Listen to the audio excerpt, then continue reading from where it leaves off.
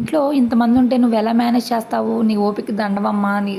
అది గ్రేట్ అమ్మా, అదమ్మా, ఇదమ్మా అంటున్నారు. నేనేమి అంత గ్రేట్ ఏం కాదండి. నేను నార్మలే.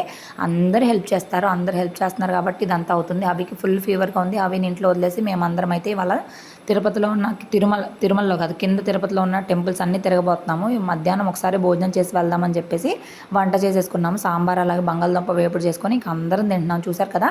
ఇక్కడ మా పెద్ద ఆడపడుచు వాళ్ళ మనవరాలైతే ఫుల్ పరిగెత్తిస్తుంది అన్నం పెట్టడానికి. ఇంకా వాళ్ళ అమ్మ, నాన్న అలాగే వాళ్ళ ఆడపడుచు అందరూ కూడా భోజనం చేస్తున్నారు. మా అత్తయ్య, చిన్న అత్తయ్య అందరికీ అన్నం పెట్టేశాను. ఇక అత్తయ్య వాళ్ళు ఎవరు కూడా రావట్లేదు. మేము వరకే వెళ్తున్నాము. ఇంకా బైకు, కారు తీసుకొని వెళ్తున్నాము. ఇక చాలా బాగుంటుంది కదా ఇలా అందరూ కూర్చొని తినడము, కలిసి ఉండడం అంతా బాగుంటుంది కదా! చాలా ఓపిక కావాలండి. అందరూ కలిసి ఉండాలంటే ఇంట్లో అన్నాక చాలా గొడవలే వస్తాయి. ఎవరో ఒకరు సర్దుకుంటూ వెళ్ళాలి. ఇంకా అలాగా బాగుంటుంది. ఇక మాకు కంటిన్యూస్ కామెంట్స్ కూడా మీ ఫ్యామిలీ అంతా బాగుంది, మీరు అందరూ చాలా హెల్పింగ్గా ఉన్నారు, చాలా బాగుంది అని అయితే అన్నారు. చాలా థ్యాంక్స్ అండి. దీని రిలేటెడ్ వీడియో కింద ఇస్తాను. ఎవరికైనా ఇంట్రెస్ట్ ఉంటే చూడండి, లైక్ చేయండి.